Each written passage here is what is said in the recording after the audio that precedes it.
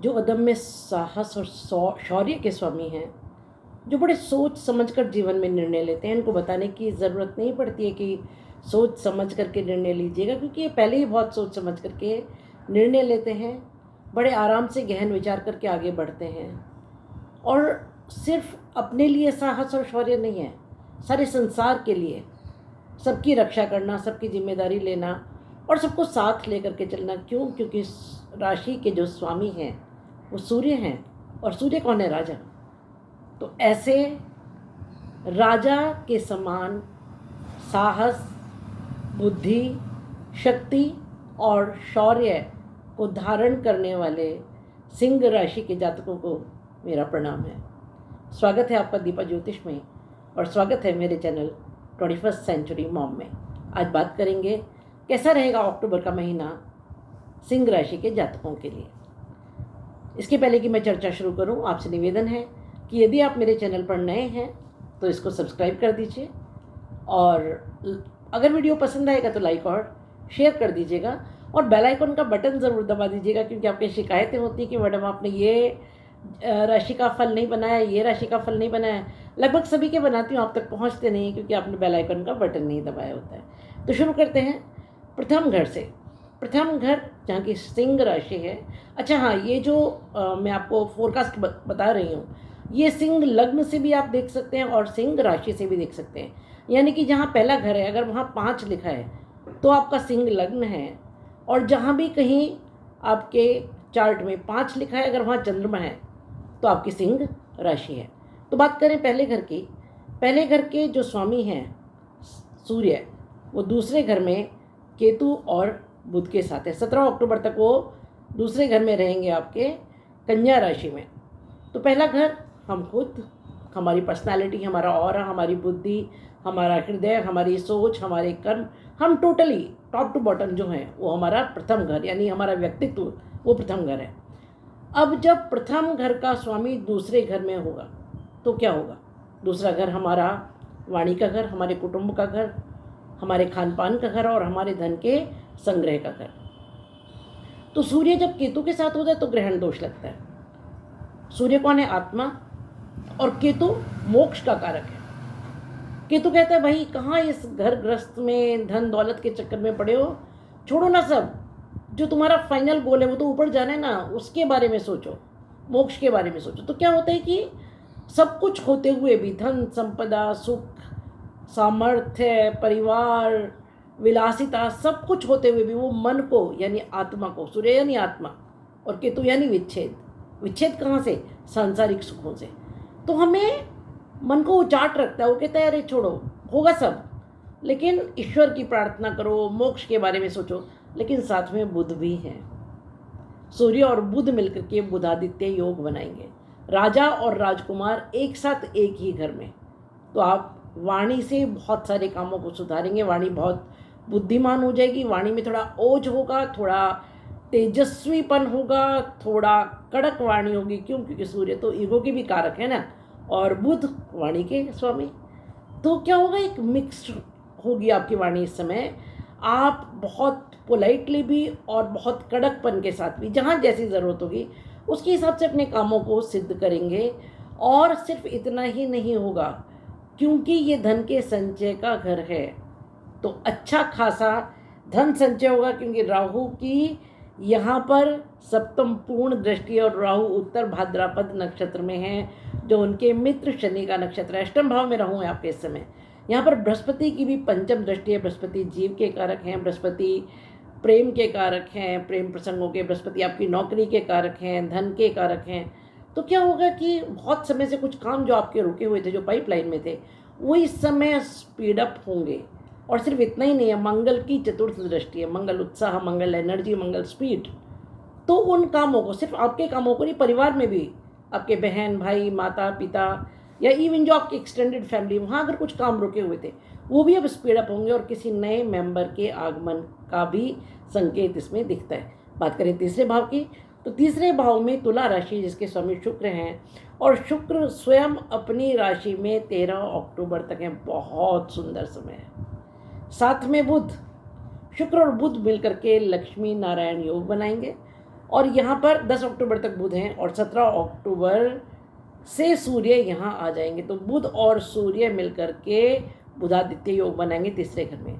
तीसरा घर आपके पराक्रम का घर, छोटे बहन भाई का घर, छोटी यात्राओं का घर, कम्युनिकेशन का घर, स्पोर्ट्स का घर, एनर्जी का घर।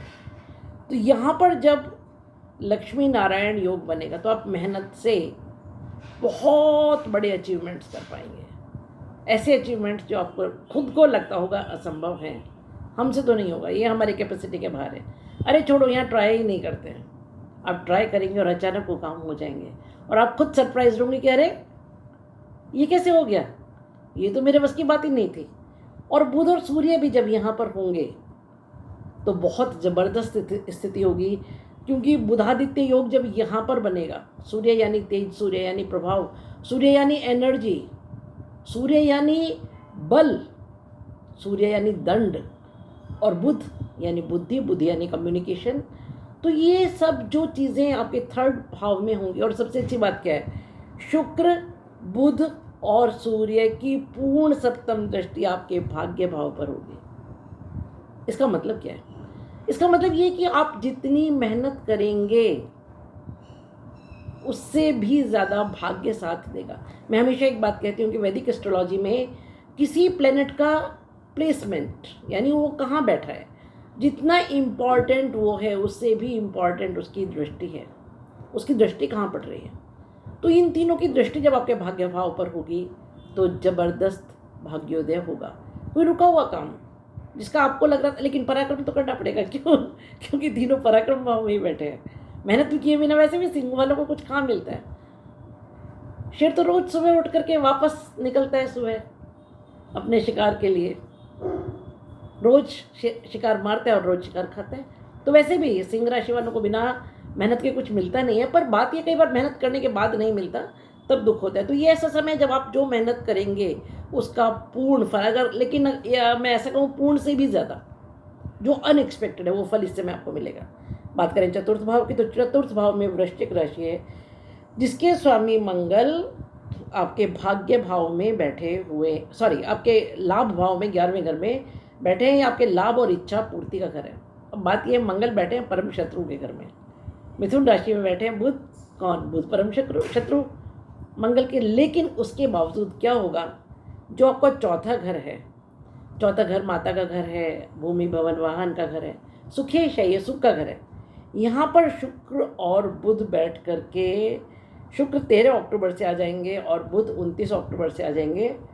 तब तक शुक्र अकेले होंगे। शुक्र का चतुर्थ भाव में होना बहुत अच्छा मानते हैं। शुक्र यानी प्रेम, शुक्र यानी विलासिता, शुक्र यानी धन, शुक्र यानी वैभव, शुक्र यानी सुख। तो जब शुक्र चौथे भाव में बैठे होंगे तो धन का आगमन, आप भूमि भवन वाहन खरीद सकते हैं, माता के साथ संबंध मधुर होंगे, प्रेम बरसेगा परिवार में, क्योंकि आपके पैतृक घर और पैतृक संपत्ति का भी घर है। यहाँ पर बृहस्पति की पूर्ण 7th दृष्टि है और शनि की 10th दृष्टि है। बृहस्पति प्रेम के कारक, जीव के कारक, धन के कारक, नौकरी के कारक, संतान के कारक। तो जब बृहस्पति की पूर्ण दृष्टि यहाँ पर होगी तो पूर्ण बल मिलेगा। जब एक गुरु दूसरे गुरु को देखेगा, मैं हमेशा ये बात कहती हूँ कि बृहस्पति और शुक्र, एक दैत्य गुरु एक देव गुरु, जब कहीं एक घर में एक साथ बैठे हों या एक दूसरे पर दृष्टि संबंध बना रहे हों, हालांकि शत्रु हैं लेकिन उसके बावजूद नुकसान नहीं करते हैं, तो इस समय कुछ ऐसे काम आपके होंगे जिनकी आप बहुत समय से उम्मीद कर रहे थे, आप कोशिश कर रहे थे। बात करें पंचम भाव की, तो पंचम भाव में धनु राशि है जिसके स्वामी बृहस्पति आपके 10th भाव में बैठे हुए हैं। पंचम भाव आपके संतान का घर, विद्या बुद्धि का घर, प्रेम प्रसंगों का घर। जब पंचम का स्वामी 10th में बैठा हो और वक्री हो रहे हैं तो क्या होगा कि ये 9वें भाव के फल देगा। कोई भी ग्रह जब वक्री होते तो अपने से एक घर पहले के फल देता है। दूसरी बात, उसके जो गुण हैं, उसके जो कारक तत्व हैं, उनमें स्पीड आ जाती है। तो 10th भाव आपके कार्यस्थान, पिता, राज्य, राज्य से सुख, प्रमोशन। और 10th भाव क्या है? आसमान, आकाश स्थान है, उच्च स्थान है। तो यहाँ पर बृहस्पति का होना, हालांकि बृहस्पति यहाँ बहुत अच्छे नहीं माने जाते। 10th भाव में बृहस्पति को हम ऑलमोस्ट नीच ही मानते हैं, नीच के हो जाते हैं। लेकिन उसके बावजूद गुरु तो गुरु हैं। तो जब वो वक्री होंगे तो नवम भाव के फल देंगे। जैसा कि मैंने कहा, थर्ड हाउस को भी देख करके वही इंडिकेशंस मिल रहे हैं कि भाग्य इस समय साथ देगा। 2, 5, 9 और 11 इन भावों में बृहस्पति कारक होते हैं, आपको अच्छे फल देंगे, भाग्य का साथ मिलेगा। धन के मामले में, संतान के मामले में, आप एजुकेशन के लिए कहीं बाहर जाना चाहते हैं उसमें, प्रेम प्रसंगों में, उन सब चीज़ों में जहाँ जहाँ जो लैक्यूनाज रह गए थे, जो कमियाँ रह गई थी, जो आपने फॉर्म कहीं फिलअप करने में कोई गलती की थी, या कोई ऐसी बातें बोल दी थी, या कोई ऐसी चीज़ें कर दी थी जो कि आपके काम को कहीं ना कहीं किसी न किसी तरह रोके हुए थे, उन लैक्यूनास को, उन कमियों को अब आप पूरा करेंगे और क्या होगा, उसके बाद आपको इसके पूर्ण फल मिलेंगे। बात करें षष्ठ भाव की, तो षष्ठ भाव में मकर राशि, जिसके स्वामी शनि सप्तम भाव में बैठ करके वक्री हो रहे हैं। तो जब छठे घर का स्वामी सप्तम भाव में बैठा हो, छठा घर रोग ऋण और शत्रु, इस घर में किसी, यहाँ के स्वामी शनि है, यहाँ पर किसी भी क्रूर ग्रह का होना बहुत अच्छा मानते हैं। शनि जब यहाँ के स्वामी हैं तो रोग ऋण और शत्रु से आपको छुटकारा दिलाएंगे। और यहाँ पर बृहस्पति की नवम दृष्टि जो कि अमृत दृष्टि होती है और मंगल की अष्टम दृष्टि है, तो क्या होगा कि शत्रु हंता योग तो है ही है, शत्रुओं का नाश होगा ही होगा, साथ साथ ये हमारी दिनचर्या का घर है, ये सेवा का घर है, क्योंकि नौकरी का घर है ये। तो कोई बड़ा ट्रांसफॉर्मेशन आपके जॉब में इस समय हो सकता है, आप कोई नौकरी बदलें, या क्योंकि वैसे भी पंचम का स्वामी इस समय दशम भाव में है और वहाँ पर शुक्र की सप्तम दृष्टि आपके दशम भाव पर और बुध की 7th एस्पेक्ट है। इसका मतलब ये है कि promotion, change of place, change of job होने की पॉसिबिलिटी है। बात करें आपके सप्तम भाव की, तो सप्तम भाव में शनि अपने मित्र राहु के नक्षत्र में है, ठीक है। तो शनि का सप्तम भाव में होना थोड़ा सा इसलिए अच्छा नहीं मानते कि सप्तम भाव आपके लाइफ पार्टनर का घर है, बिजनेस का घर है, बिजनेस पार्टनर का घर है, मित्रों का घर है। तो शनि कौन है? न्याय के दाता है। तो अगर आपका बहुत अच्छी स्थिति पहले कर्मों की रही है तो बहुत अच्छे फल, बुरी रही है तो बुरे फल उसके अकॉर्डिंग आपको मिलेगा। लेकिन क्योंकि इस समय शनि अपने मित्र राहु के नक्षत्र में है तो राहु जैसा व्यवहार करेंगे, अचानक कुछ फल मिलेंगे आपको। और सिर्फ इतना ही नहीं है, पेट्रोलियम पदार्थों में, कोल पदार्थों में, इलेक्ट्रिकल या इलेक्ट्रॉनिक उपकरणों में, मेडिकल में, कम्युनिकेशन में, बहुत सारी चीज़ों में इस समय आपको फ़ायदा होगा।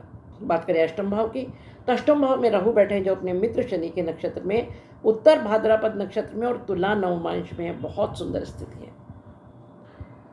8वां घर ऑकल्ट का घर है। 8वां घर अनजान चीज़ों का, अनजान ज्ञान, अनजान धन, गूढ़ धन, गूढ़ रहस्य, उनका घर है। आपके ससुराल का घर है और ट्रांसफॉर्मेशन का घर है।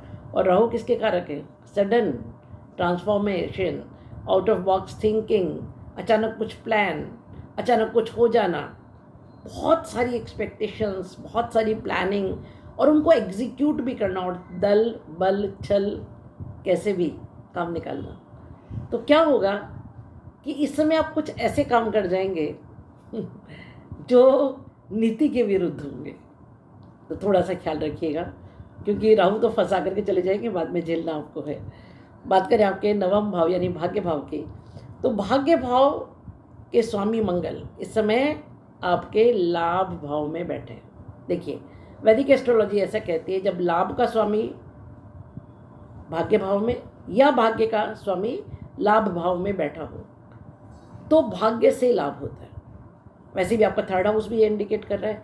और जो दृष्टियां हैं आपके 9th हाउस पर, वो देखिए, शनि की तीसरी दृष्टि है जो थोड़ी सी कठोर है, यानी डिले इन थिंग्स, लेकिन शुक्र की सप्तम, बुध की 7th और सूर्य की सप्तम दृष्टि, ये तीनों दृष्टियाँ शनि की दृष्टि के अलावा यानी 4 दृष्टियाँ यहाँ हैं जो बताती हैं कि इस समय भाग्य साथ देगा। जो मेहनत आप करेंगे, क्योंकि पराक्रम भाव में सब बैठे हैं तो मेहनत तो होगी, लेकिन जो मेहनत आप करेंगे उसके साथ साथ भाग्य ज़बरदस्त साथ देगा और आपके काम जो बहुत समय से रुके हुए थे वो अब पूर्ण होंगे। बात करें आपके दशम भाव की, तो दशम भाव में बृहस्पति वक्री हो रहे हैं 9 अक्टूबर से, और इस घर में शुक्र और बुध की पूर्ण सप्तम दृष्टि है। शुक्र और बुध मिलकर के लक्ष्मी नारायण योग बनाते हैं। शुक्र यानी सुख, शुक्र यानी लग्जरी, शुक्र यानी धन, शुक्र यानी प्रेम, और बुध यानी वाणी, बुध यानी बुद्धि, बुध यानी मैथमेटिक्स, बुध यानी व्यापार। तो इस समय ऐसा होगा कि आप अपनी बुद्धि से व्यापार को बढ़ा पाएंगे, धन का आगमन होगा। और बृहस्पति क्योंकि वक्री होकर के 9th हाउस के भी फल देंगे, जो कि आपका भाग्य भाव है, तो कर्म में भाग्य का साथ मिलेगा। और वैसे भी मंगल जो भाग्य के स्वामी हैं वो लाभ भाव में 11वें घर में बैठे हुए हैं, भले ही वो अपने परम शत्रु राशि में है, लेकिन वहाँ बैठ करके क्या होगा, लाभ यानी धन का लाभ यानी बाकी जो भी आपकी इच्छा है, और ये इच्छा पूर्ति का भी घर है, वो इच्छा पूर्ति इस समय आपकी होगी। बात करें 12वें घर की, तो 12वें घर में कर्क राशि जिसके स्वामी चंद्रमा पूरा महीना चलायमान रहते हैं, तो चंद्रमा जब जब जहाँ जहाँ रहेंगे वैसे वैसी स्थिति रहेगी। 12वें का चंद्रमा जब वो 2-2.5 दिन 12वें घर में होंगे, वो थोड़ी सी मेंटल डिस्टर्बेंस का समय है। उसके अलावा जैसे जैसा चंद्रमा का मूवमेंट होगा वैसा वैसा फल आपको मिलेगा। कुल मिलाकर के ये महीना आपके लिए बहुत अच्छा है, बहुत कुछ दे करके जाएगा। यह है मेरी प्रेडिक्शंस अक्टूबर महीने के लिए। कुछ रेमेडीज़ मैं आपको बता रही हूँ, क्योंकि सूर्य केतु के साथ है, इसलिए सूर्य को जल दीजिए। हो सके तो आदित्य हृदय स्त्रोत का पाठ कीजिए। सिंह राशि वालों को वैसे भी आजीवन सूर्य पूजन करना ही चाहिए, क्योंकि आपकी राशि के स्वामी हैं सूर्य। दूसरी बात, शनि क्योंकि वक्री हो रहे हैं, तो हनुमान चालीसा और सुंदरकांड सबको करना चाहिए।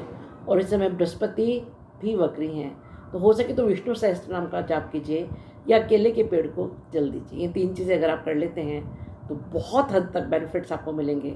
कुल मिलाकर के महीना बहुत अच्छा है, बहुत कुछ दे करके जाएगा। शुभम भवतु, कल्याणम भवतु। मिलते हैं अगले महीने फिर ऐसे ही एक वीडियो के लिए। तब तक मस्त रहिए, प्रसन्न रहिए। वीडियो अगर पसंद आया तो लाइक, शेयर और सब्सक्राइब जरूर कीजिए, और बेल आइकन का बटन ज़रूर से दबा दीजिए।